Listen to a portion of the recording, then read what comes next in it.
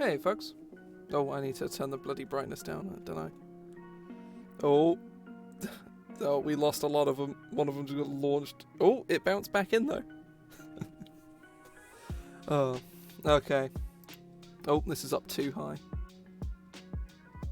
Oh, maybe... No.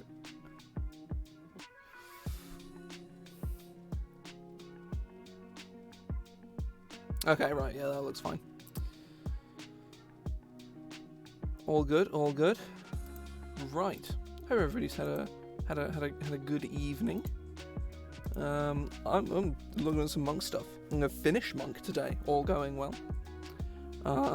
Assuming that nothing goes tits up, that is what we're doing today.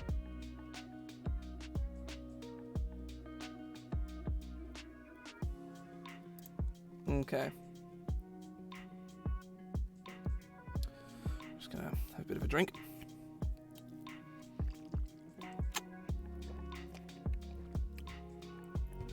My food was too hot when I ate it earlier on. It's inside of my mouth is slightly burnt.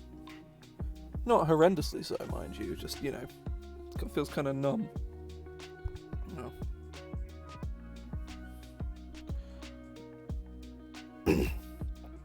Oh, right. Okay. So I cleared my throat and I'm, But yeah, we've spent the last several weeks designing a new version of the monk. So I'm gonna close all of this off.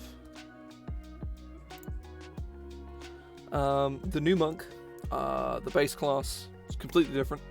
I mean, there's a lot of overlap, obviously. Martial arts is still the same. You still get evasion, you still got unarmored movement, you still have key points. You just have less of them. And they're not quite as weird.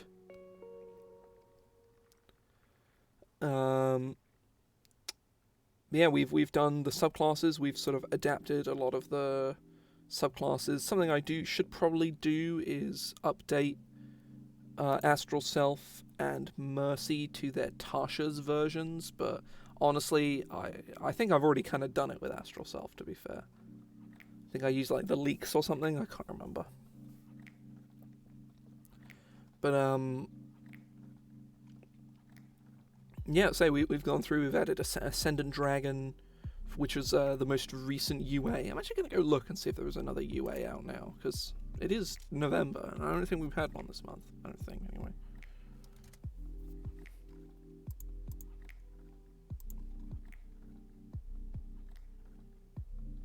Oh yeah, it was a while ago. Oh wait, no, it's a survey. Never mind. Oh, it was at the end of last month. Okay, yeah, we probably won't be seeing the next one until like next week, most likely, which is a shame. So I want me some more on Arcana. The last lot was really cool.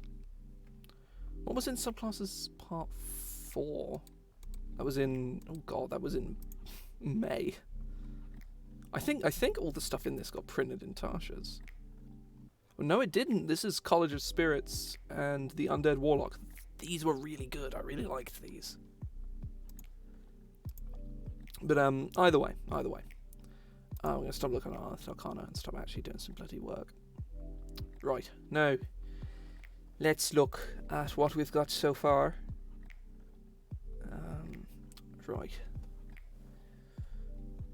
So the main thing that we've got is we have key techniques and disciplines. Those are the main things that have changed from the base class. This is now up slightly too high. There we go. That's the good height. So these are the main core changes, is the key techniques and key disciplines.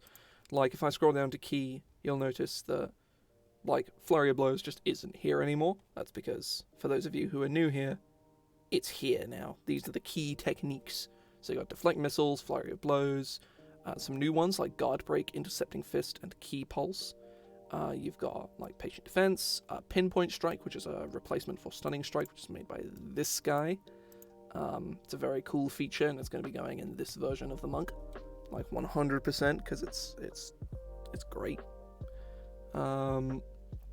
Soul Focus is a new one. Step of the Wind is obviously from original, and Sweeping Strike. And then the disciplines are wholly separate. Oh, and key, it's still called key techniques and disciplines. There we go. Yeah, the disciplines are more like warlock invocations. Most of them are passive benefits, like defensive stance, just basically gives you a cloak of protection all the time, which does help the monk's sort of general status as being super squishy. Insightful Mind pairs really well with Cobalt Soul. Offensive Stance lets you basically just hit more consistently. Race the Wind is like pretty decent. You gain bonuses to your dash. Slip is good fun. I really like Slip. You move 5 feet when you provoke an attack of opportunity. Slow Fall is the same as in base. Wholeness of Self is wholeness of body from, or is a hefty rework of wholeness of body from Way of the Open Hand, because we scrapped Way of the Open Hand. It's gone. I threw it in the garbage because it's dumb. The only thing cool about Way of the Open Hand is Quivering Palm, but if the entire class has one interesting subclass feature, or the entire subclass has one feature that's interesting, then it's not worth having.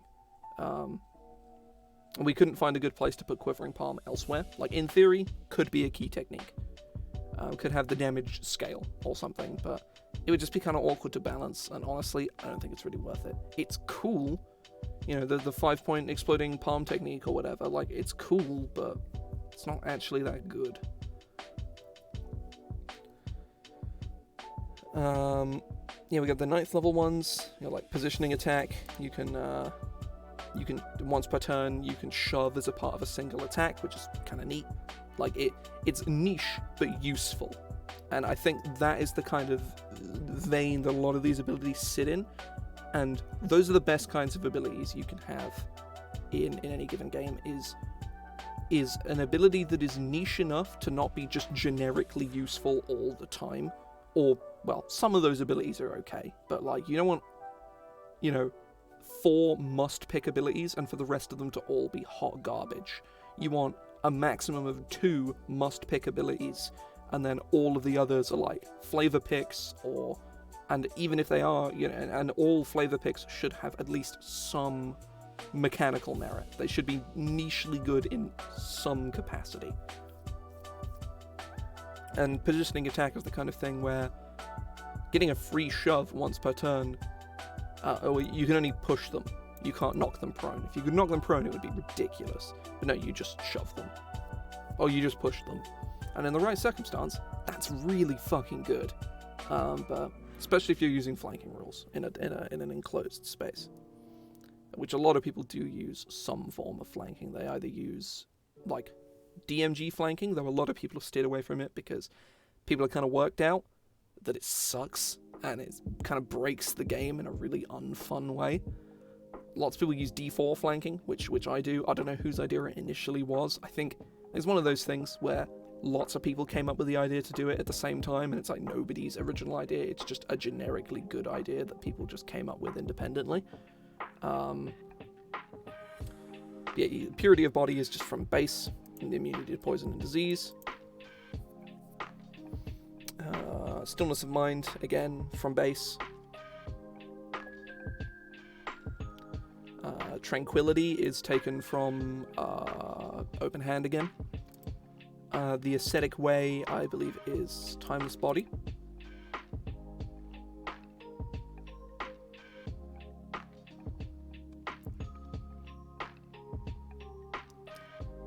Precision Style. First time you suffer disadvantage on armor strike or armor attack on each of your turns, you instead do not suffer disadvantage. That's a fun one. It's like, this is generically very good, but, like, it's not insane by any means. Shield of Will gives you a bit of tank. It's good fun. Tongue of the Sun and Moon is the same as it is in base. You can understand all languages, and any creature that has a language understands what you say. And then there's the 17th level ones. There's 3 of them. They're all pretty nuts.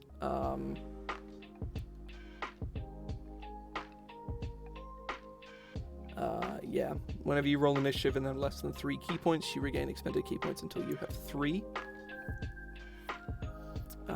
During the first round of combat, you have advantage on all attack rolls, ability checks, and saving throws.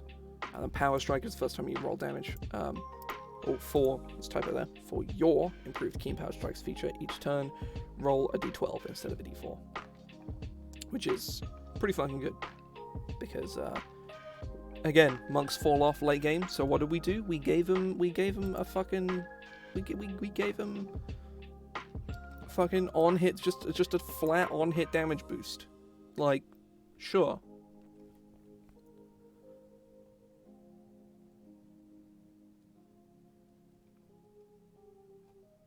What else? We moved Diamond Soul to 20th level.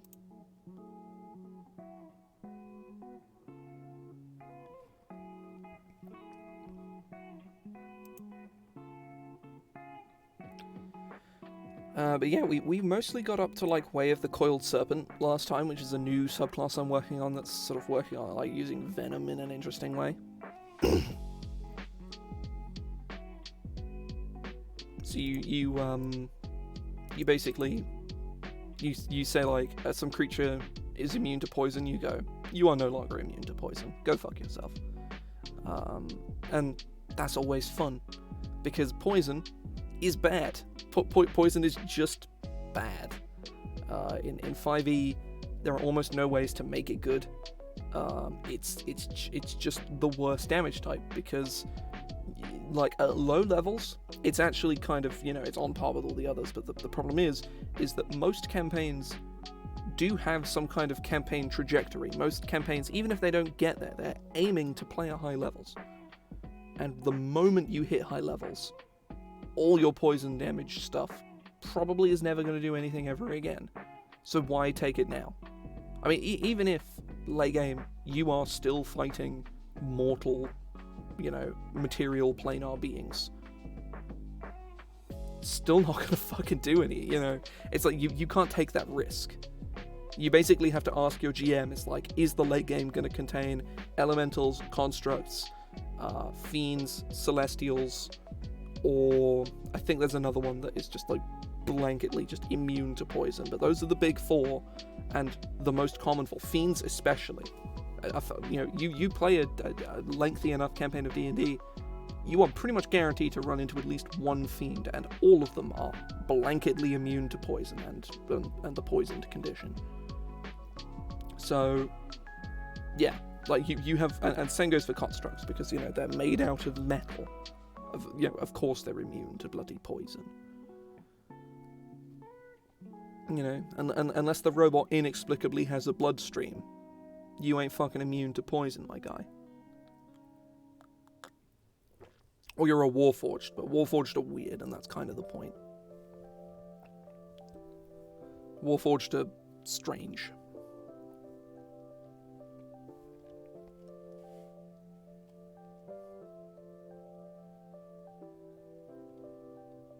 That's something else we did. We reworked Way of the Long Death into something, like, legitimately very interesting.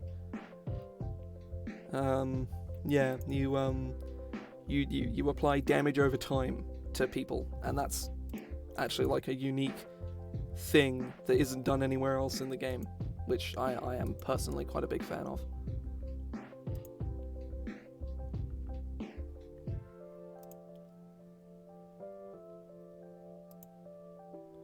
Okay, right.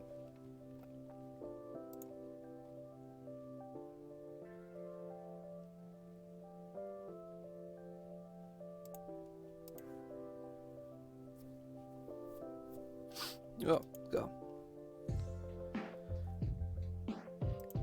Okay, I think this is probably going to be a short stream today, by the way, because I'm mostly just looking at finishing up stuff with Monk, going through, scanning stuff.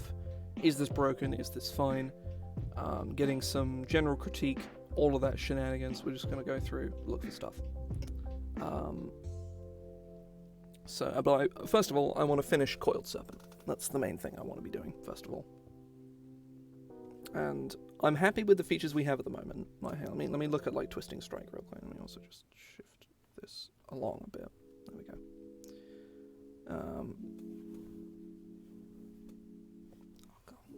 Bloody itchy leg. itchy leg and I'm wearing bloody jeans. It's not a fun time. Not a fun time at all.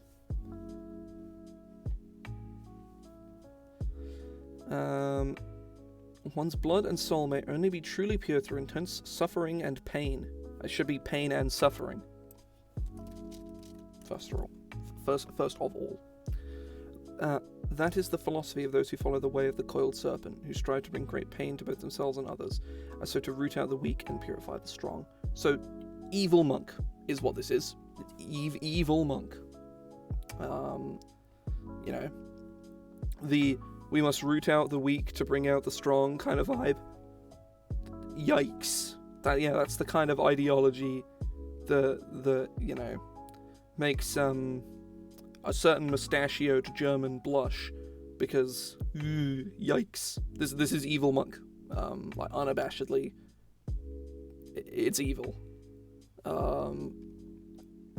They're called the coiled serpent for a reason.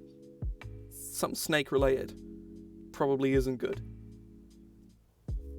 Except when specifically subverted, which I have done before. I think in Angelus there is a god who is a god of snakes, and he's like a lawful neutral arbiter of law, arbiter of peace and mercy. And would you ever consider a snake a merciful creature? Probably not. But that's the whole point. That's the whole idea of his character, and also being a really obscure reference that is heavily clouded, and I will never reveal. But yeah, venomous techniques. You get proficiency in the poisonous kit. Once on each of your turns, when you make an unarmed strike, you can turn that attack into a twisting strike by spending a key point. Should you do so, your reach increases by 5 feet. And use wisdom instead of strength or dexterity to determine your attack and damage rolls for the attack. Or for that attack. On a hit, the target suffers the normal effects of an unarmed strike. Except any bludgeoning, piercing, or slashing damage dealt is replaced with poison damage and increased by a roll of your martial arts damage die. Target must then succeed on a constitution saving throw or become poisoned until the start of your next turn. So this is actually like, basically, it's an on-hit crit. Like, oh well, no, it basically has the effects of, if you hit, it's a crit. It just so happens all the damage is instead poison damage. And also they save against the poisoned condition for a round. So at low levels, this is really strong. And that's kind of the idea, is that this, you know, the coiled serpent is actually kind of terrifying, and once you get ghost venom at 6th level, you can poison people's souls. So,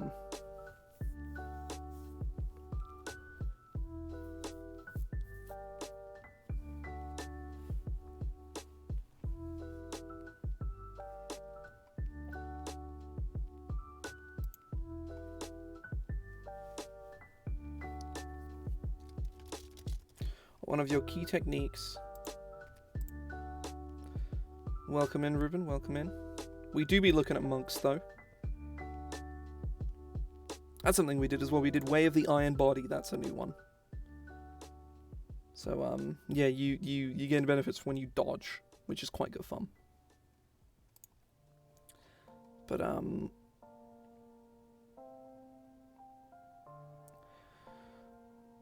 Ghost Venom. I'm looking for, like, an 10th, 14th, and 18th level feature. So you're a coiled serpent, you're all about cruelty and inflicting pain on people. My initial thought is some kind of just flat damage bonus, but I'm seeing, like, this kind of, like, twisting, sort of serpentine fighting style, which I'm a fan of. So maybe...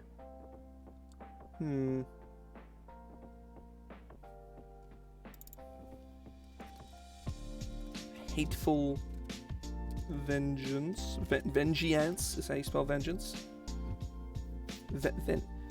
Vengeance. Those that raise weapons. Yeah, is kind of evil viper. It's kind of the idea. Just more, yeah, evil viper. It's been a long time since I've seen Kung Fu Panda. That's a good movie. That's like a really good movie. I remember the second one being like not as good, but also like kind of decent, like still good. I've not seen the third one, and it does look kind of bad. Yeah, DreamWorks does have a few like hidden gold movies, and then there's How to Train Your Dragon, which is just like genuinely really bad. It's also another DreamWorks trilogy that I've not seen the conclusion of. I've seen the first two. Is this Kung Fu Panda or How to Train Your Dragon? Because I can imagine that being the case for both, to be perfectly honest.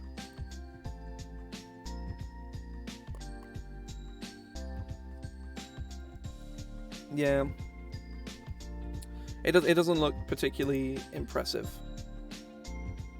Like, all the others have, like, oh,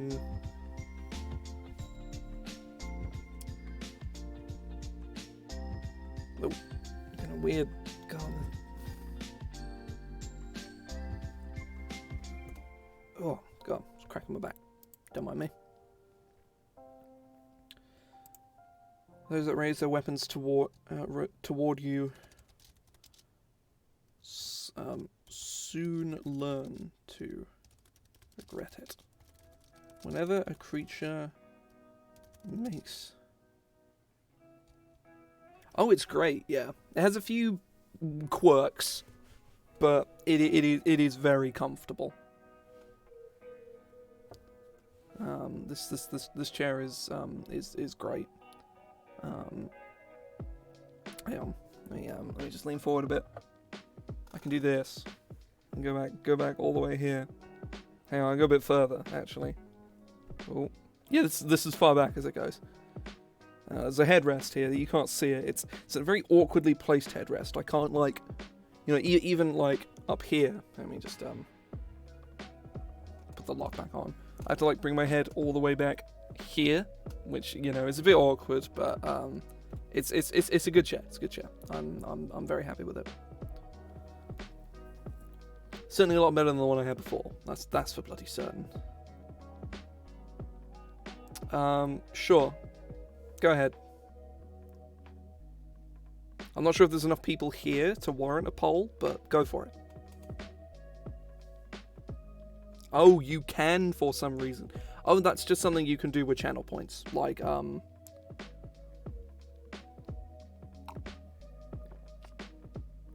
everybody can do that if they have the channel points for it. I can't remember how much it is, but it's 1,000 channel points.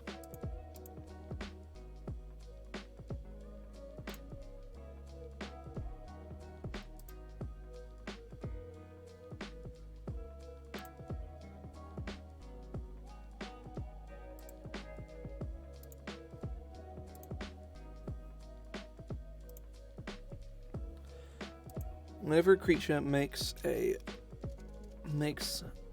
creature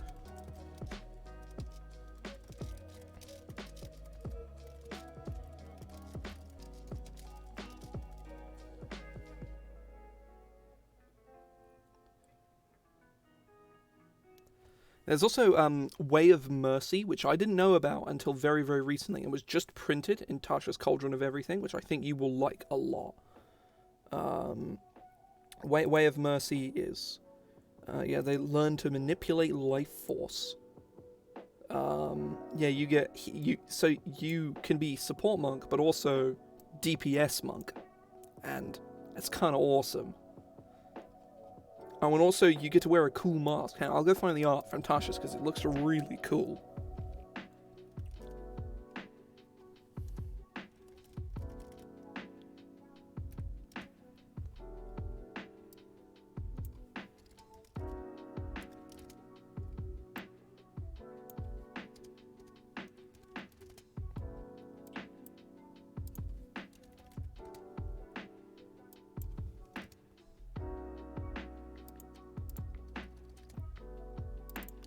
Let me go find it. Oh, God.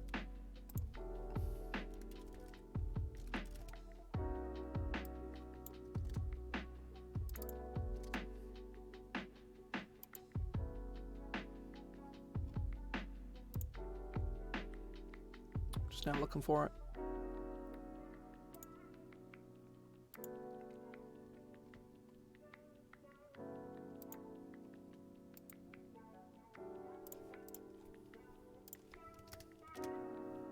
Look at that. That's fucking awesome. You get Hands of Healing and Hands of Harm. Of course, there is also the JoJo Monk. You just straight up get a stand. I love Way of the Astral Self. It's fucking awesome.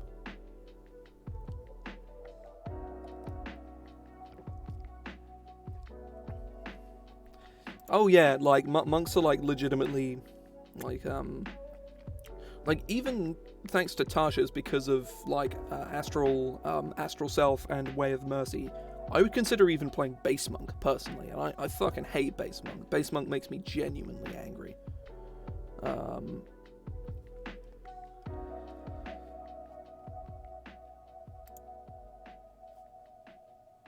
a creature within 10 feet of you makes a weapon attack against you, you may expend a key point.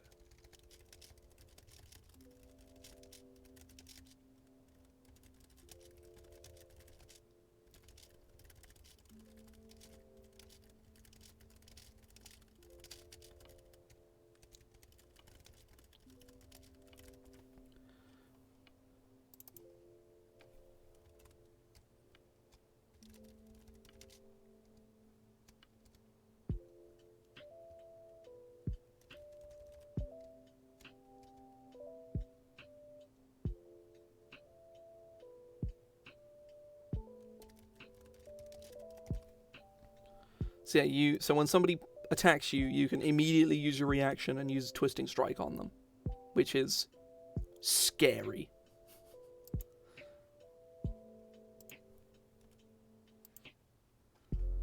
That's actually, I actually really like that ability. That's really cool. Like, some guy with a lance comes towards you and you just do like some sick ass dodge move and punch him in the face and just kill him before he can even like come close to you, because you know, at level 10, how much damage are you going to be slapping that guy for?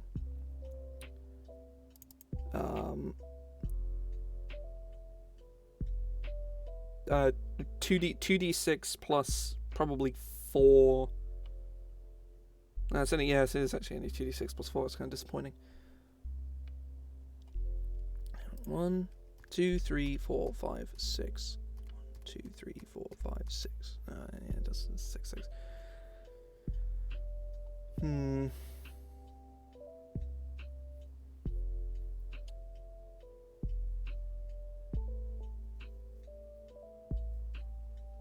But yeah, monks are actually like really cool. I'm really happy with the way this monk has come out. I really like the techniques. I think they're super cool. Hateful Guile.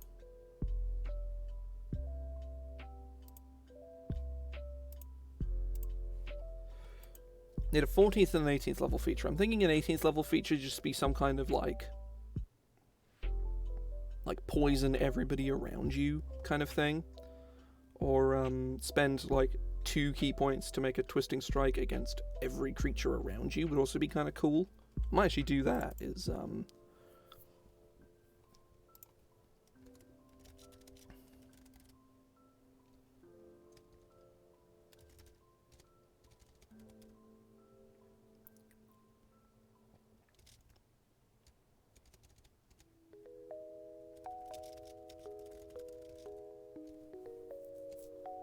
just as a serpent, when cornered, you are most dangerous when cornered.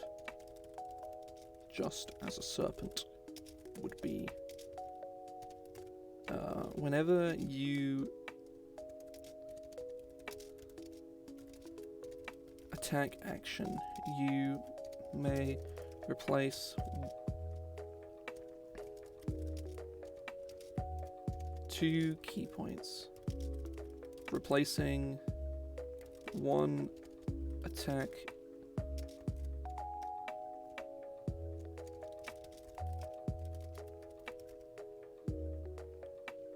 and replacing one attack, you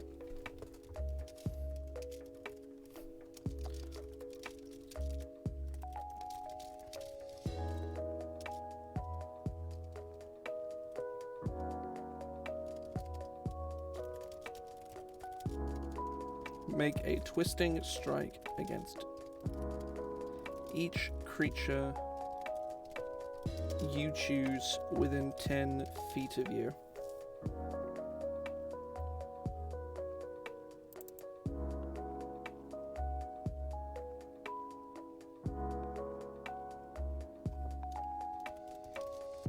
Coiled Serpent.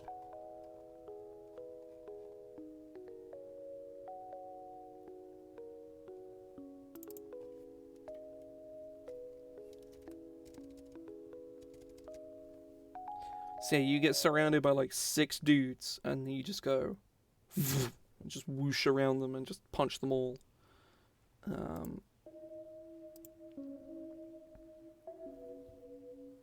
Yeah, that's actually really cool. I really like that.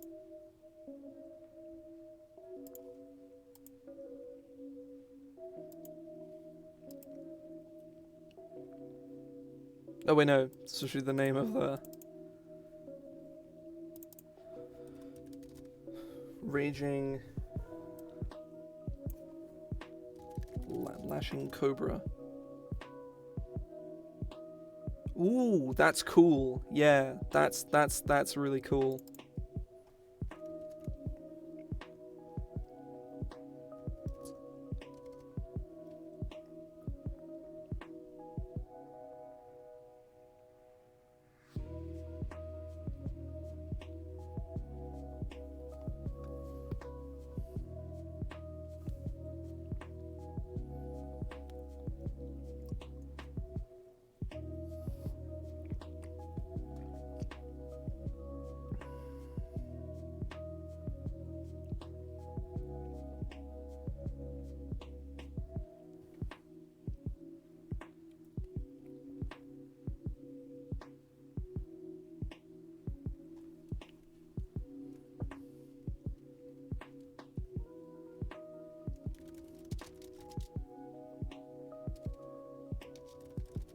Visage of the Serpent.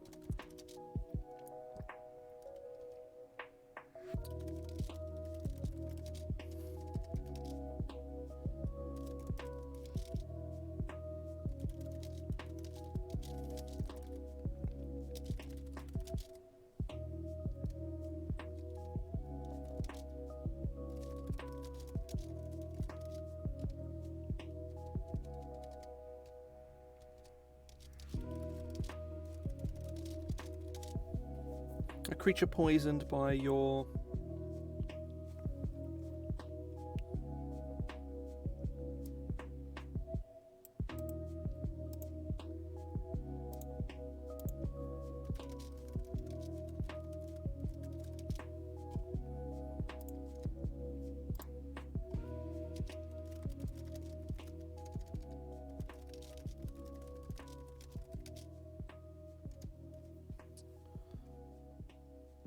a creature poisoned by your twisting strikes is frightened of you. Or is also frightened of you.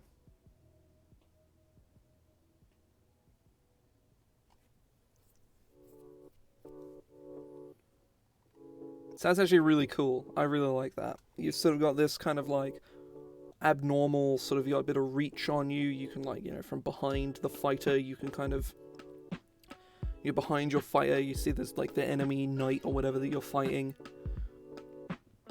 You sort of slip under your allies' fighters' legs and kind of jam like your foot right in the gap in the armor on his knee, and whatever sort of ki you channel into him sort of poisons. You know, he sort of suddenly feels very off kilter and starts like tripping balls because some like snake just appeared from under this dude's leg and just like bit him on the knee. That's cool. I actually really like this. So yeah, those are all the subclasses, and basically what I'm going to do from here is I'm going to spend the rest of the stream, probably the remaining, given how quick that was, I'll probably only stream for a maximum of another hour. Probably more likely another 40 minutes or so. I'm basically going to go through everything that we've done so far, find any notable errors, any major balance problems, and what have you, go fix them. That's basically the aim for the rest of this, and then by the end of it, we'll have a finished product, most likely. So we're going to sort of go back up to the top. So unarmored movement, obviously by 17th level, you're fast as fuck, boy. I think base monks scale. They get D8, so D6 is this, and D8 is this, but I've sort of brought it back by 2 levels, so you get a D8 at 11th instead of at, like, 13th, because I think, again, like, monks really suffer for damage, like, especially late game. Early game, they do not suffer for damage at all. They're probably one of the best damaging classes early game, and are actually exceedingly strong. Because they have they have very high AC at no cost and do a shitload of damage. They're sort of like paladin levels of power, very, very low, very early on, but they fall off real hard. Kind of like barbarians, they don't fall off quite as hard. Though unlike barbarians, they never come back. Barbarians go, like, get to 10th level and then peter out really hard. But by the time you get 20 again, you're insanely powerful. And then monks just, like, they peter out around the same sort of level, just not quite as hard, but they never bounce back. Whereas this monk is always in the forefront. It's always, just punching dudes in the skull, and doing a shitload of damage. So martial arts, we don't need to read, because it is word for word what it is in PHP. It is the same. I don't think I've changed anything about it. So Ki, this I have changed. Starting at 2nd level, your training allows you to harness the mystic energy of Ki. Your access to this energy is represented by a number of key points. Your monk level determines the number of key points you have, as shown as the key points column of the monk table. Key techniques. You can expend your key points to fuel certain key techniques. You start by knowing 3 key techniques. This is the end of the class. I think it should be 3, like this. Whilst the number 3 is much more legible, 3 implies like a numerical thing, like the key points, and you spend 1, the numerical, like 1 key point. Whereas if you know 3 key techniques, you don't want to like use the same kind of language, because it's going to confuse people, or it's going to confuse some people. I've certainly been thrown off by like the inconsistencies between using the word 3 and the number 3, or numerical characters and numerical words, and that can be confusing as fuck, especially for new players, especially players who are like dyslexic or whatever, where they're just like reading it and they're like, why are the numbers letters, and suddenly, or vice versa. You learn more key techniques as you gain monk levels, as shown in the key techniques column of the monk table. You're gaining expended key. When you spend a key point, it is unavailable until you finish a long rest, at the end of which you draw all your expended key back into yourself. You must spend at least 30 minutes of the rest meditating to regain your expended key. Additionally, you regain 1 key point whenever you score a critical hit with a monk weapon or unarmed strike, or you reduce, or whenever you reduce a creature to 0 hit points. And then your key save DC that's fine. Unarmored movement, your speed increases by 10 feet while you're not wearing armor or wielding a shield. This bonus increases when you reach certain monk levels, as shown in the monk table. That's fine, this is the same ability. Monastic tradition, again, doesn't need to be checked. Well, actually, no, it does, because there's a typo here. There. Mind focus. Also at 3rd level, you can choose the path from which your ki travels through your body, allowing it to flow more freely and regenerate itself more effectively. You can spend 5 minutes in deep meditation, regaining up to 1 expended ki point. Once you've regained ki in this manner, you cannot do so again until you complete a short or long rest. The maximum number of ki you can cover with this feature increases as you gain levels, increasing by 1 at 9th and 15th level. So basically, when you're 15th level and you have like 9 ki points, you can either, if you're in the middle of a dungeon, you don't have time for a short rest, you can sit down for 5 minutes and do a mind focus. Or if you're not, if you have time to do a short rest, you can mind focus, short rest, and then mind focused again, and regain 6 ki points, which is pretty decent. And at low levels, you only get 1 ki point, but 1 ki point is 1 ki point. Like, that's more than regaining none. It doesn't seem all that much, but at later levels, it gets pretty big. Also, at 3rd level, you have like 3 ki points, so being able to get a third of your ki points back in 5 minutes is pretty decent. ASI, extra attack, those are the same. Monastic disciplines. Also at 5th level, your ability to focus your ki can be honed into a more precise, ongoing effects that empower your mind and body. You learn 2 disciplines from the list at the end of the class description. You learn more disciplines as you gain monk levels, plural, as shown in the disciplines column of the monk table. Okay, that's fine. Pretty sure, no. Starting at 6th level, you can channel your ki more precisely throughout your body, empowering your strikes with its mystical energy. Unarmed strikes count as magical for the purposes of overcoming resistance and immunity to non-magical attacks and damage. Evasion is evasion, it's not changed. When you reach 11th level, your ki is so heavily infused into your fighting style that your attacks strike your foes with an incredible weight at no sacrifice to your technique. That your attacks strike your foes with incredible weight and no sacrifice to your technique. To your fighting technique.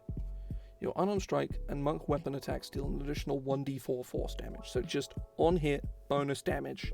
This is what monks need. Pallies get this. They get a better version of this, but monks make more attacks than pallies. So, monks make a minimum of 3 and a maximum of 4 attacks in a turn, and a pally makes, 2, and a maximum of 2. So, this makes sense. And also, a pally gets 2d8, a monk gets 4d4, which I think statistically is better than 2d8 anyway. 2d8, I think, caps at 9, 4d4 is 10. So, actually, yeah, this is actually better than Divine Strikes, just flatly.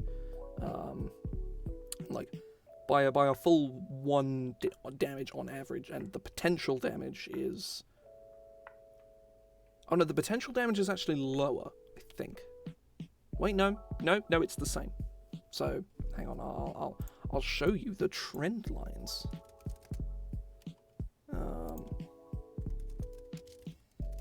Give me a second.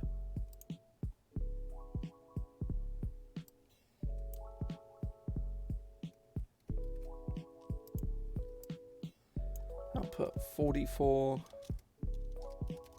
named.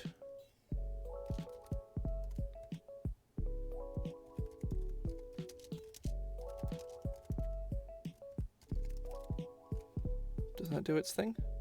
It does.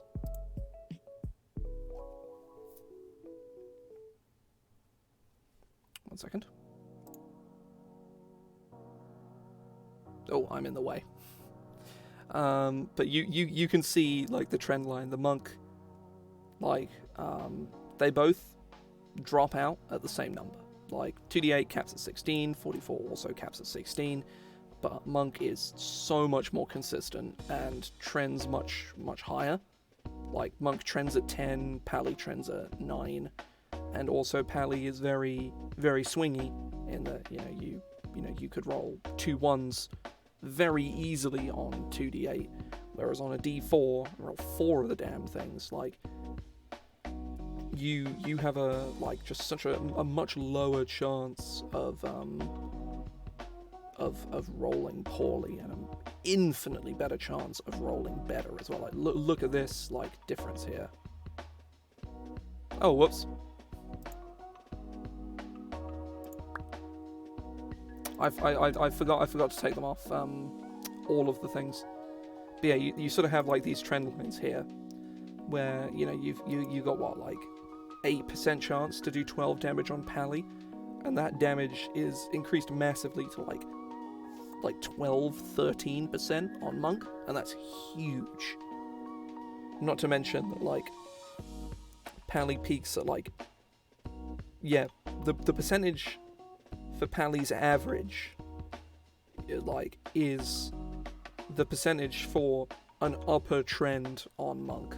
It's like, that's huge. But yeah, we'll go back to the Word doc now.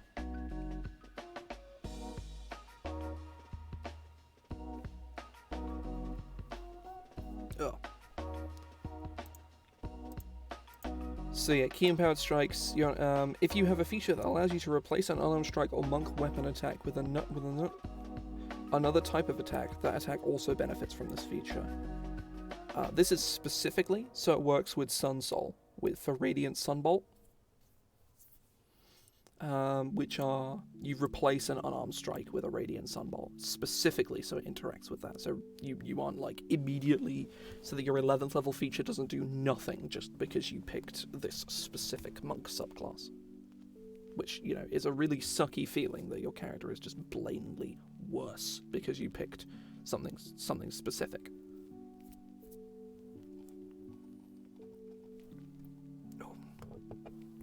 Oh, got my neck.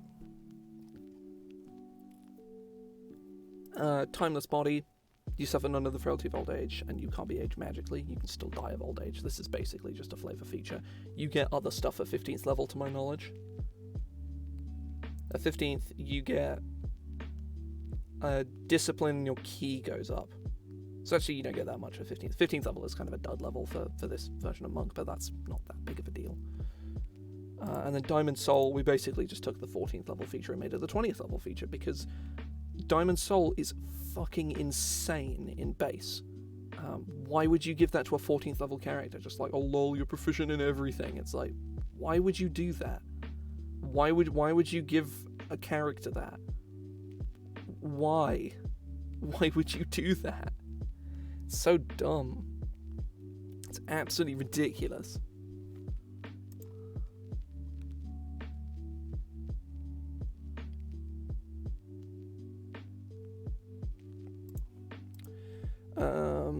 And then I basically went into the... Hang on, I should probably do this, actually, as monastic traditions. There we go. So Way of the Ascended Dragon is pretty cool. I actually really like Way of the Ascended Dragon. This is from... I think I was saying this earlier on. It's from the most recent Unearthed Arcana.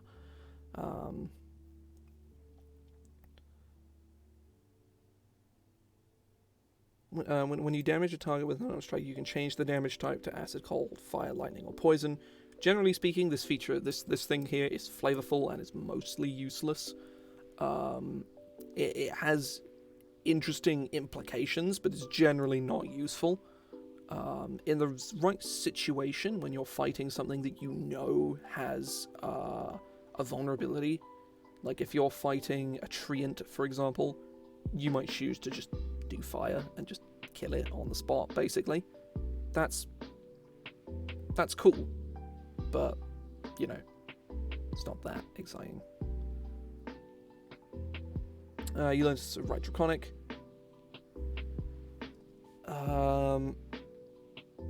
You can re-roll Charisma, Intimidation, and Persuasion checks. Yeah, this feature's kind of like, you know, kind of meh. But you also get this feature as well, so like, who fucking cares? You spend... Oh, you don't even need to spend key. Oh, I don't like this proficiency bonus scaling. I don't like this. Tasha's does this, and I don't like it. Equal to your wisdom modifier.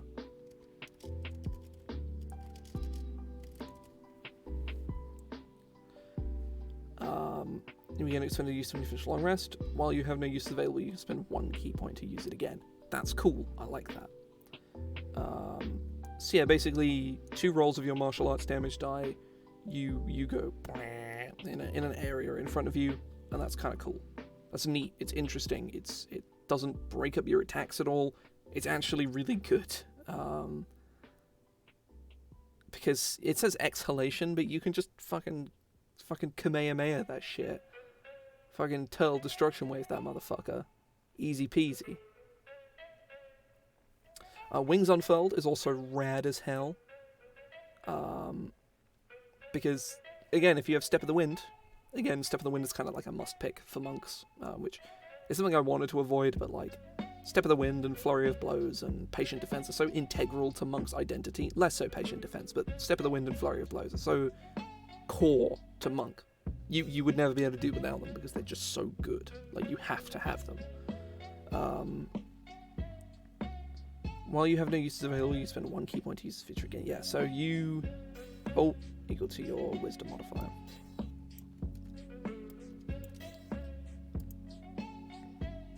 See, you just whoosh. Whenever you dash, you fly. And that's fucking awesome. Aspect of the Worm. You create an aura of draconic power around you. You give people resistance to a damage type. They can use their reaction to do damage to people. It's kind of neat. Like, you mostly use it for the resistance, because if a creature... Because this basically lets you send it back. Your allies can send it back whenever they take trigger damage type, but say you're fighting a dragon, for instance, this is the dragon subclass, is probably very likely. You give everybody resistance to cold damage, you're fighting a white dragon. Problem is they're not going to be able to use the second ability, because the dragon is immune to the damage that it exudes, and that's true of a lot of creatures, that they just say, you know, I do cold damage, so I'm probably at least resistant, if not immune to cold damage. That's almost a universal fact. Unless you're fighting some kind of, like, Elementomancer wizard, like some specific elemental-themed wizard, at which point, like, when are you going to do that? If you're going to fight a wizard, it's going to be a guy with some spells, and if he likes using Fireball, if you use this feature, he'll just stop casting Fireball and cast Ice Storm instead. Like, you know, kinda doesn't matter. Legendary Soul was the feature that I added, because all the monks now have a 14th level subclass feature that I added in. Legendary Soul gives you a legendary resistance once per day. That is what it does. It's pretty simple.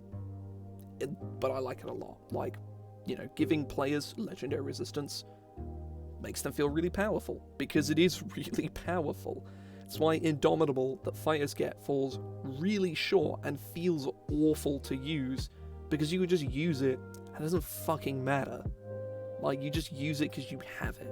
Like, you know, you're a fighter, you have a 9 intelligence, you make an int save, you fail, and you're like, well, I may as well use Indomitable. I'm still gonna fail anyway, though, because it doesn't help me succeed, it just helps me maybe not fail. Whereas a legendary resistance is just kind of like a, no, fuck you, I succeed. And that's when used very sparingly, at least, is quite cool and fun, especially in the hands of players. Players get a kick out of that shit. Being able to do weird, like, DM shit, they fucking love that shit. It's great. Oh, you just flat gain benefits. You get Blind Sight. Your Breath of the Dragon becomes a dot. Fucking hell yeah.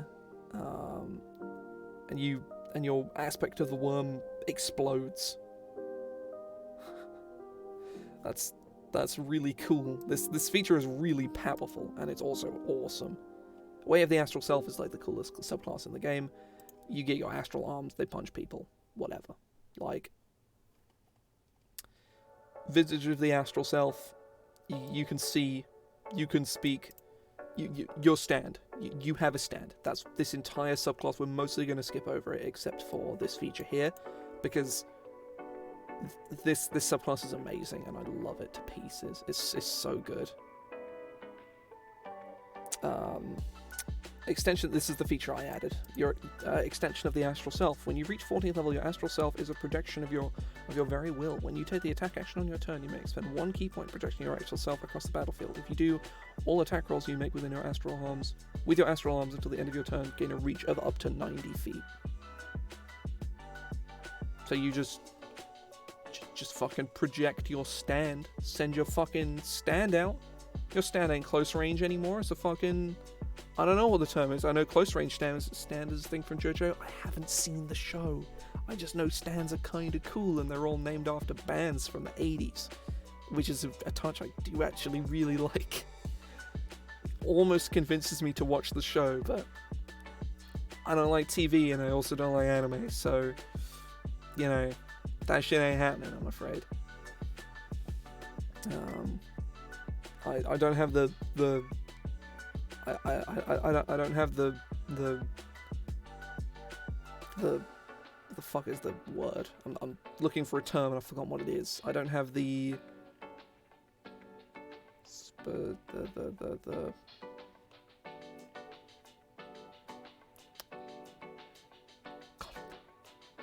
attention span. That's the word. I don't have the attention span to watch TV shows because they annoy me. That's why I like CR, because I don't have to watch it. I can just listen to it and do something else.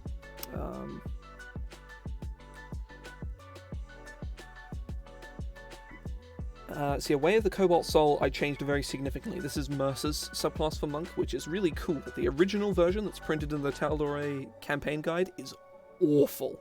It's indescribably bad. But the one that Marisha is playing now is actually sick as hell. And I had to change it a bunch because it references Flurry of Blows a whole bunch, which is not a core class feature. You can just choose not to take Flurry of Blows. You should still take Flurry of Blows, but you don't have to take it. Like, it's not a requirement. So, whenever you use a key technique against a creature, you may mark them as analyzed. Whenever an allied creature misses you with an attack, you can use your reaction to punch them. A creature remains analyzed until you next complete a short or long rest. Additionally, when you first analyze a creature, you learn its all its damage and condition shit. Extort Truth, you get two 6th level features, both of which are flavor, but they're both really cool. You punch a dude and Zone of Truth them, which is fucking awesome. And Mystical Erudition gives you proficiencies, and you get more of them as you level up, which is also kind of neat. Mind of Mercury, you can spend key points just to take infinite reactions, which is pretty good. I like it. I like it a lot. Exploit Weakness, whenever you make an attack roll against an analyzed creature. I added this. I added this so much. I love this ability. I'd forgotten I'd done this. By the time you reach 14th level, the weaknesses of your foes scream out to you. Beckoning you to take advantage of them. When you analyze a creature, you learn its ability scores. I'll probably put each of its ability scores, and may choose one. Whenever you make an attack roll against an analyzed creature, if the result of the die is equal to the chosen ability score, the attack is considered a critical hit. So, you be like, you learn their ability scores. You learn they have a strength of 17, a dex of 23, a con of like 12, an int of 10, a whiz of 11, and a charisma of 17. You can pick one of those ability scores. Say you pick charisma, and it's a 17. Whenever you roll a 17 on the die, it's a crit because you're striking at their charisma. And I love this ability so much. It's so stupid, and I love it so much. I absolutely adore it. It is my favorite. It is perhaps my favorite thing that I have ever designed. And it is so simple. I have a feature very similar to it for my Homebrew Gunslinger class for my home games. You get a feature called Lucky Stars at 3rd level, where you literally pick a number between like 1 and 19, or like 2 and 19 or something, and when you roll that number on an attack, check, or save, it's counted as a 20.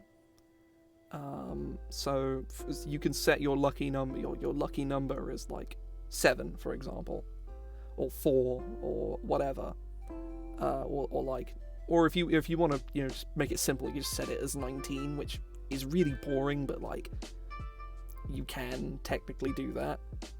And I love it. I love it. It's such a dumb ability. Because you count your lucky stars, and it's so great. I love it. I love it to pieces. I love these kinds of like dice result manipulation features, because it gets players excited. It gets players actually giving a shit about like rolling dice, which is kind of the whole point of the game, right? I mean, obviously, there's a higher purpose than just rolling dice, but at the end of things, that is what you're doing. You're just rolling some fucking plastic math rocks, or metal or stone math rocks if you're particularly rich. You know, it's just fucking math rocks. That's all it is. But you know, when players are like actively excited about the rolling dice, it's good shit. It's good shit. Having watched like a player who's playing my gunslinger anguish over the fact that she's rolled maybe 1 ever. That's her lucky number, is 11 on her gunslinger. She's rolled maybe 1 in like just period. It's like, you know, anguishing over the fact that it's like she's never managed to roll an 11. It's powerful. It really is. It's really cool. It's like it's so simple, but God, just opened up Discord and saw some deeply cursed imagery.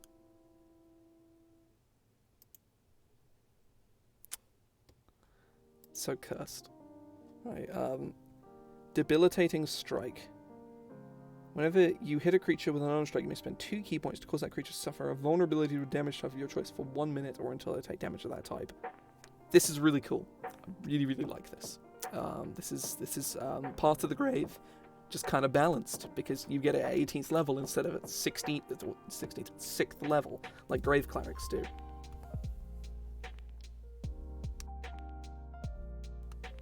Way of the Coiled Serpent, we literally just did this. We might look at it again at the end. Drunken Master. This, I think, was the first one I looked at.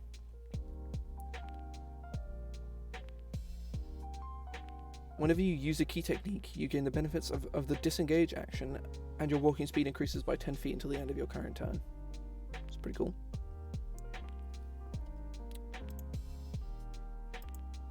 Tipsy Sway. When you're prone, you can stand up by spending 5 feet of movement rather than half your speed. I think it should be instead of half your speed, just to fully clarify that it's a replacement effect. Whenever a creature misses you with a melee attack roll, you can spend 1 key point as a reaction to cause that attack to hit one creature of your choice other than the attacker that you can see within 5 feet of you or within the attacker's reach. I like this. Me and I think Joe, who isn't here at the moment, I think he's running a game. We anguished over how to get this feature to work live on stream several weeks ago. How to make this feature good, because it's really fucking cool. You know, the dragon bites you and you go, no, it hits him. It hits the kobold, and the kobold turns to ash because the dragon fucking bit him into several quintillion pieces. But it's really bad because it was like within 5 feet of you, and it's, in many cases, that's really fucking useless. There's also melee attack as well. So, yeah, it is a case of like, how do we make this good? Oh, within 5 feet of you or within the attacker's reach. So you just like, kind of, you know, the dragon's tail comes out towards you and you sort of duck underneath and like kick the tail. You sort of like spring backwards onto your hands and bounce back up and like kick its tail as it swings around and slams, I don't know, the knight, the evil paladin in the side of the skull or whatever, and he gets knocked prone from the tail. I mean, it's pretty cool imagery, right? He is Drunken Master. He's like doing his Jackie Chan shit, because that is what Drunken Master is. It's not like literally you're boozing it up. It's like, no, you fight like Jackie Chan, because that's kind of Jackie Chan's whole fucking thing, is that he's like that's his whole like fighting style. Drunkard's Luck. This feature's really boring. I don't actually like this ability. I remember moving it from 14th to 10th, and no, it was always the 10th level feature. Ignore me. Whenever you make an ability check, an attack roll, or a saving throw of disadvantage, you can spend 1 key point to cancel the disadvantage. Like, it's boring, but it's useful in the right circumstances, at least. Creatures have disadvantage on the first against you each turn. So basically, attacks of opportunity are basically always a disadvantage. And the first, you know, if a creature makes 1 attack per turn, which most creatures won't, but you know, if they do, disadvantage. Yeah, the dragon comes out with its multi-attack. It makes its bite attack against you at disadvantage. And if it makes it with disadvantage, it means it's more likely to miss you, which means that you can redirect it. Again, there's layers. Drunkards have layers, you see. And just be like that. Unpredictable stupor. Oh no, that's the thing we just read. Intoxicated frenzy. Unarmed strike is a bonus action. You make one additional attack as part of that bonus action, provided that each attack made as a part of that bonus action targets a different creature. So you just, do a whole, fucking, whirlwind fist attack and, punch 4 guys in the face. And that just seems really fun to me. Iron Body was the one that we did. Whenever you dodge, you can either gain resistance to bludgeoning, piercing, and slashing, which is pretty fucking good, or you add your con mod to your AC, which is pretty decent. But because you're dodging, they have disadvantage. So, you're a monk, you're probably going to have at least +1. So, you take patient defense, dodge as a bonus action, they have disadvantage, and your AC is increased by 1, probably, maybe 2, depending on, realistically, you have +1 or +2 or whatever. Whenever you hit a creature with an unarmed strike or monk weapon on your turn, you may expend a power of that strike by spending a key point. If you do, that attack deals additional damage equal to a roll of your martial arts damage die plus your strength modifier. The target must then succeed on a strength saving throw or have its speed reduced to 0 until the start of your next turn. And you can do that once per day. No, once per day? Once per turn. Or once you use it, you can't use it again until your next turn. Correction. Improve Iron Body technique. When you use this feature, you get both of these benefits, which is pretty big. Body of Soul, singular. You add your monk level alongside your Constitution modifier when determining your hit point maximum. So yeah, you just flatly get you just get a flat bonus to your hit points. And then Diamond Body, so you get, Diamond Body and you get Diamond Soul. That's the thing here. So you basically, this is tank monk, basically. You're tank monk with some utility in the form of steel strikes. Additionally, your unarmed strikes and monk weapon attacks made against creatures with 0 speed deal an additional 1d8 force damage, and you reduce all incoming damage by an amount equal to your con mod. So again, by this point, your con mod is going to be +2. Somebody punches you, does 10 points of damage, and you say, nah, I take 8 points of damage, go fuck yourself. That's good fun. It's cool stuff.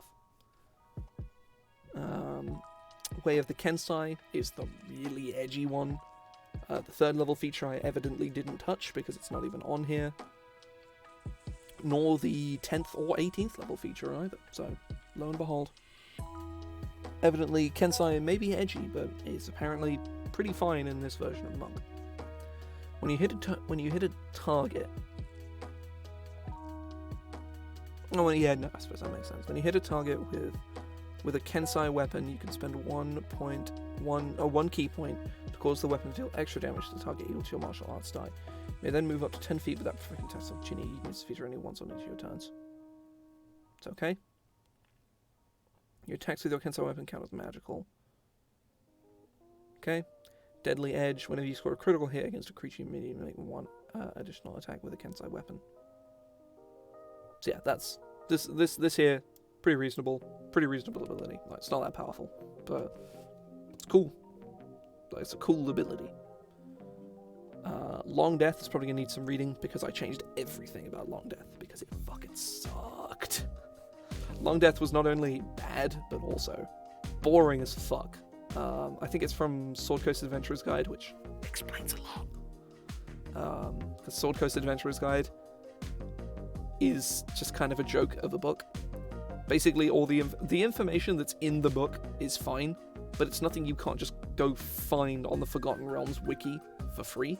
And basically every character option in Sword Coasts is awful, with the exception of Swashbuckler Rogue. Everything else in that book is like a crime. Also, the Lightning Lure spell. That's also pretty reasonable. When you hit a creature with an unarmed strike, you may expend 1 key point to mark it for death. A marked creature suffers necrotic damage equal to a roll of your martial arts die at the start of each of its turns for the next minute, as you draw out their very soul. A creature can use its action on its turn to try and fight off the mark's effect. The target must make a Constitution saving throw, ending the effect on a success.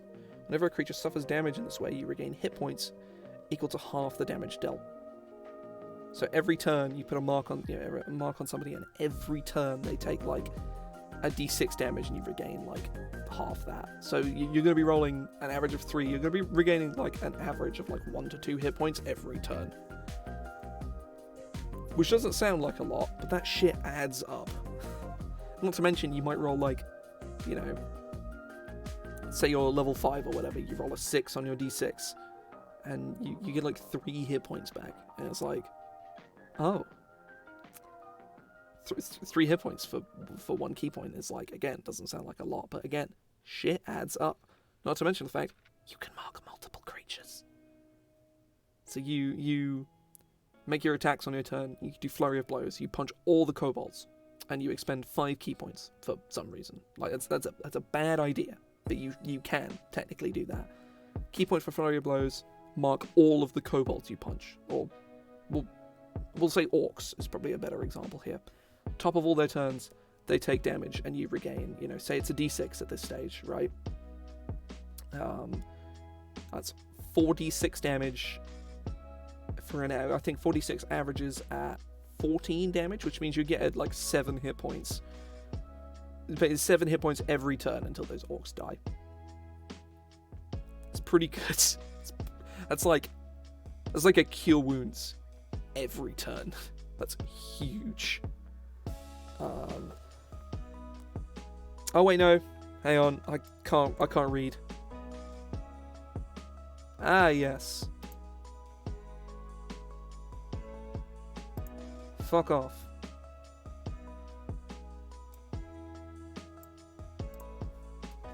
Got a fucking spam bot. Was speaking. Oh no, I thought it was another language because it was covered in weird shit. But no, they're just trying to mask that it's obviously a spam bot. Because they've just used, what the fuck is the term? The little squigglies on letters in various other languages. Fuck are they called?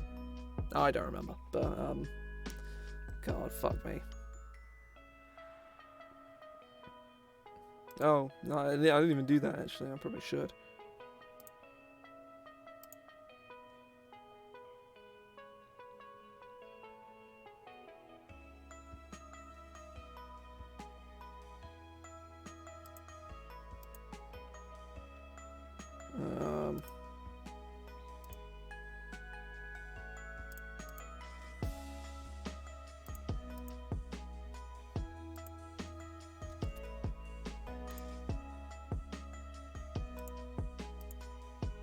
Nah. Blocked and reported. Hour of Reaping. Whenever you mark a creature with your Touch of Death feature, you may spend 1 key point. If you do, each creature that can see the target within 30 feet of them must succeed. Must succeed on a saving throw or become frightened of you until the end of your next turn. A creature that is allied to you succeeds on the saving throw automatically.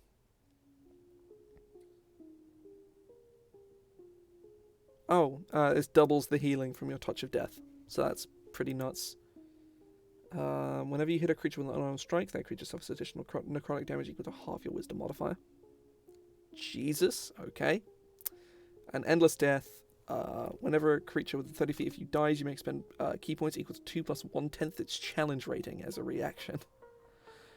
Minimum of 3 as a reaction. If you do... Greetings, welcome in. If you do, it reanimates until the end of its next turn. Whilst a creature is animated in this way, it has the following alterations. Gamer, welcome in, my dudes. You control it as if its will were your own. It is an undead creature. It loses any legendary actions, lair actions, or traits that allow it to cast spells. The creature is aware of its puppeted body's actions as it passes on into the afterlife.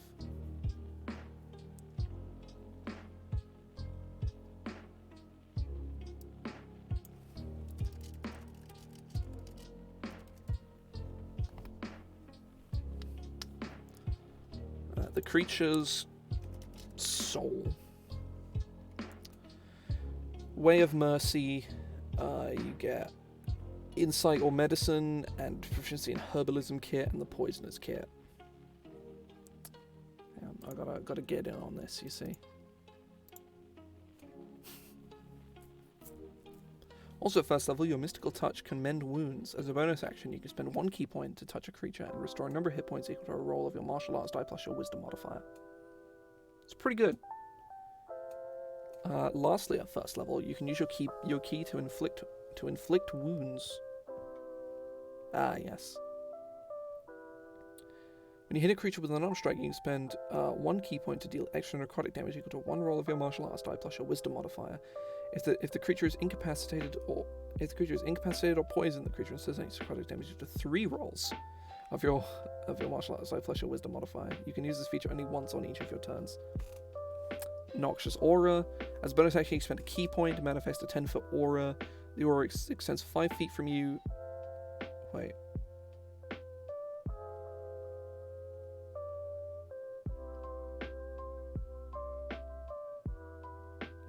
What? Okay, right, I need to fix that.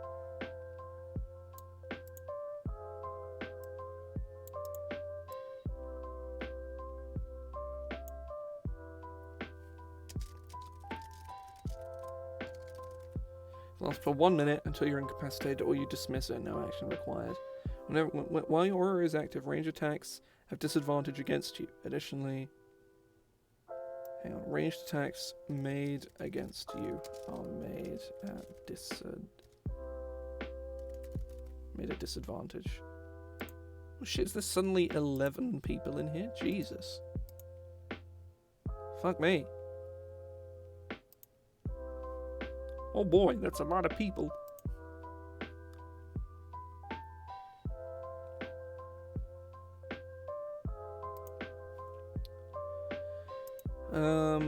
Additionally, whenever a creature you choose starts its turn in the aura,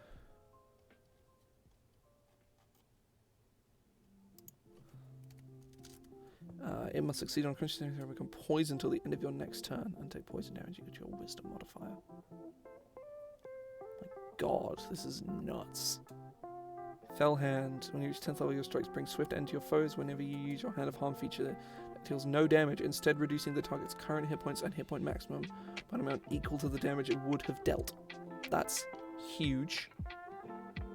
When you restore hit points to a creature using your Hands of Healing, it also when 1 disease or condition. Fuck.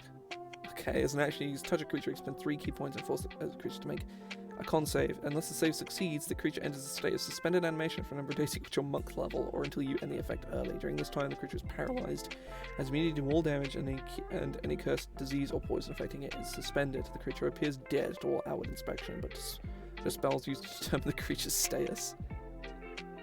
So you just like flick a dude in the neck, and he just like curls up on the ground in the fetal position and just stays there for 18 days. Jesus. Way of Shadow is you get some spells, you do some stuff. 10th level, Black Eyes. You can see through areas heavily obscured by darkness, fog, rain, falling snow, or other largely immaterial vision obscuring forces. Forces as if they were not present. Additionally, you gain advantage on ability checks and saving throws to assess or detect an illusion. So, you just go boom, and your eyes go black or whatever, and you can see in the dark or something. Whenever a creature within range of your Shadow Step feature is hit by an attack by a creature other than you, may expend 1 key point as a reaction. When you do, you teleport within 5 feet of that creature and make an unarmed strike against it with advantage. So you just teleports behind you. Nothing personal, kid. And punch him right in the dick. Some powerful stuff here. Powerful stuff.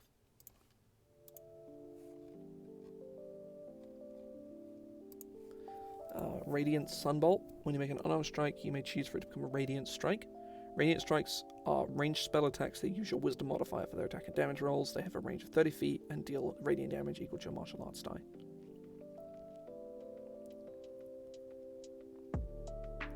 Burning Arc Strike. You can spend a key point immediately after your attack action to Burning Hands, which is pretty awesome. And as you gain levels, you can spend more key points to upcast it, which is crazy. Searing Sunburst is an action magic create an orb and hurl it to a point you choose within 150 feet where it erupts into a spear of radiant light for a brief but deadly instant. Each creature in that 20-foot radius sphere must succeed on a con save or take 2d6 radiant damage. A creature that doesn't need to make the save if the creature is behind total cover that is opaque. You can increase the sphere's damage by spending key points. Each up to a maximum of 3 increases the damage by 2d6. Yeah, and the base damage increases. So you send a spirit. This is the Dragon Ball monk subclass. This is the other anime one. Sun Shield's relegated to 14th level. Once on each of your turns, when you make a radiant strike, you may cause it to become a beam of radiant energy instead of a single bolt. The beam extends out from you in a 5-foot wide, 30-foot long line. Each creature caught in the area must succeed on a dexterity saving throw or suffer radiant damage equal to 2 rolls of your martial arts die. Yeah, I'm really happy with all these subclasses. I'm actually I think these are all really, really cool. Very happy with them. I'm basically going to go through the disciplines and shit, and I'll probably call it a day. So Deflect Missiles is the exact same, so I don't need to read it. Flurry of Blows is again the exact same. Guard Break, once on each of your turns, immediately after you hit a creature with an unarmed strike or monk weapon attack. You may expend 1 key point to break the target's defenses, briefly staggering them. The target must succeed on a dexterity saving throw or suffer a -2 penalty to its armor class until the end of your next turn. This penalty increases to -1 at 10th, -3, and 14th, 18th -4 level. So, yeah, you punch a dude, spend a key point, he loses some AC. And in the right circumstances against shit like Helmed Horrors and dragons and shit, this is actually really quite good. Dragons and Helmed Horrors especially have shitty AC. Intercepting Fist. Whenever a creature within 5 feet of you makes an attack roll, you can use your reaction to spend 1 key point to make 1 unarmed strike against that creature. On a hit, the target suffers the attack's normal effects and disadvantage on the triggered attack roll, and all further attack rolls made against them. Fuck. Tell you what this overlaps with. Intercepting Fist is basically the same thing as Hateful Guile, so we need to change this. So that'll be the last thing we do. We'll be fixing this. Key Pulse was the first one we designed, the first new key technique.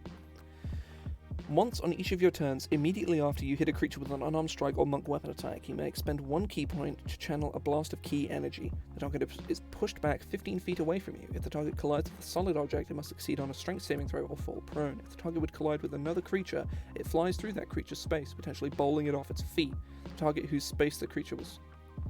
The creature whose space the target was pushed through must succeed on a dexterity saving throw or fall prone. Huge or larger creatures gain advantage on strength saving throws against this feature. Tiny creatures gain advantage on dexterity saving throws made against this feature. Patient defense is the same. Pinpoint Strike. When you make an unarmed strike, you can expend 1 key point to make it a pinpoint strike. When you make a pinpoint strike, you make your attack roll against one of the target's physical ability scores, strength, dexterity, or constitution, instead of its AC. On a hit, the target suffers the attack's normal effects and is subjected to one of the following effects based on the targeted ability score. Strength, the target can't make 1 or more weapon attack on its next turn, regardless of its abilities, traits, features, or magic items. Dexterity, the target's speed is reduced to 0 until the end of your next turn. Constitution, the target suffers disadvantage on strength, dexterity, or constitution saving throws it makes until the end of its next turn. A creature immune to the exhaustion condition is equally immune to the additional effects of this feature. Soul Focus is an action on your turn. You may spend any number of key points focusing them into a healing energy. Roll a number of d4s equal to twice the number of key points expended. You regain hit points equal to the result. Step of the Wind is the same. Sweeping Strike immediately after... Oh, that should be capitalized. And it is not.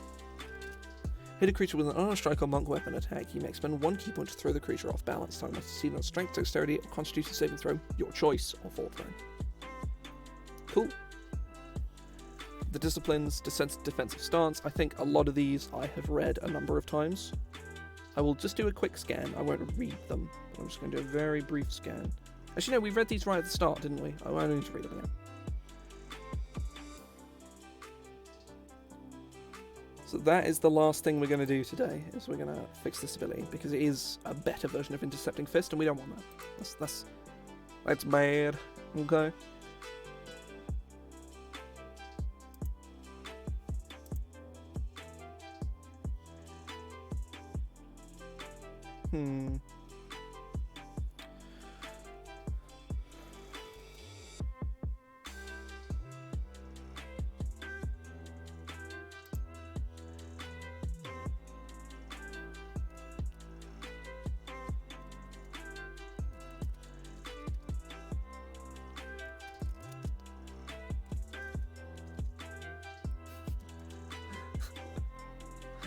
Fuck's sake.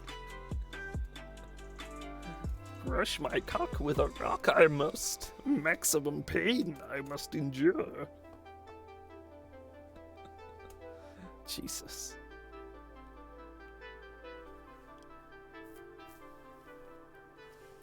Lunging strikes.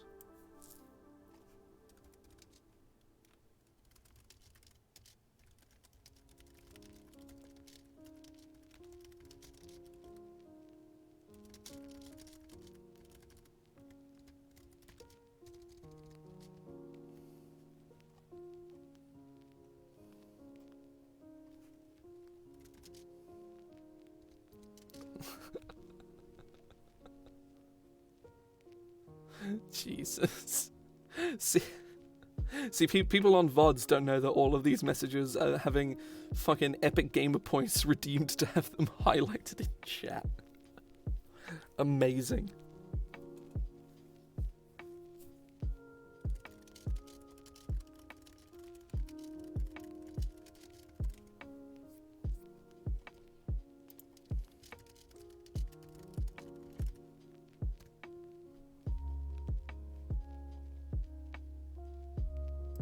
I think this is simple enough.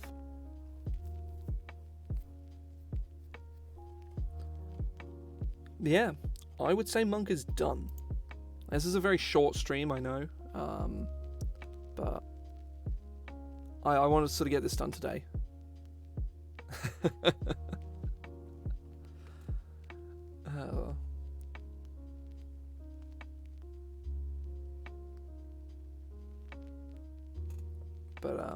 Yeah, say the I am very happy with how Monk has turned out. I think it looks pretty great. I am probably going to stop here, actually. Is there anyone to raid? Spending those epic gamer points well, I see. Very well. There is nobody streaming right now, so bruh. Either way, I hope folks have enjoyed themselves. I've had a pleasant evening. Oh, still here too. But yeah, I say I'm gonna peace out now. Sure, yeah, go for it.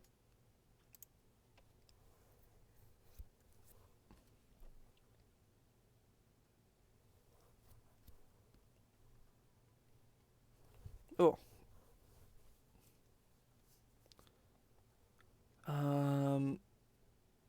Oh yeah, they followed me yesterday. Sure. Hang on.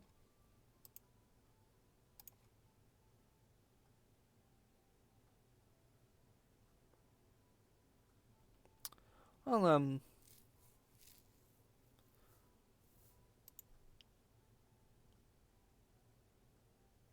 hang on, I will send a raid her way. There's a fine choice, a fine decision. But yeah, I'm very happy with how Monk's turned out. I'm gonna head off now. We'll give Liz a raid, why not? I'll be streaming again tomorrow. I'm gonna do some more D&D stuff. I don't know what I'm gonna do. Absolutely no bloody clue. Might do some spells, might do magic items. Don't know.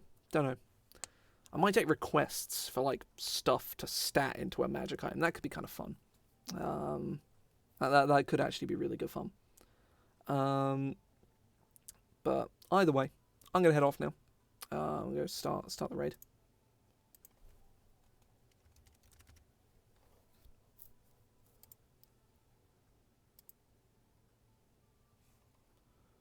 So everybody queue up for the old raid. Get as many people in as we can.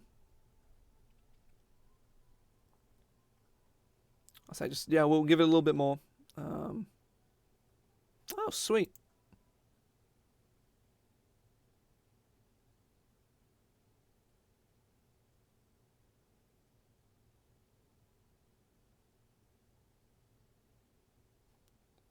Okay, right. We shall... Yeah, so if we can get some more people on the raid if we can, but I will start a raid in a second. If you're not on the raid, do join. But yeah, I will see you folks tomorrow, hopefully. Thanks for stopping by. I'll start the raid now. See ya.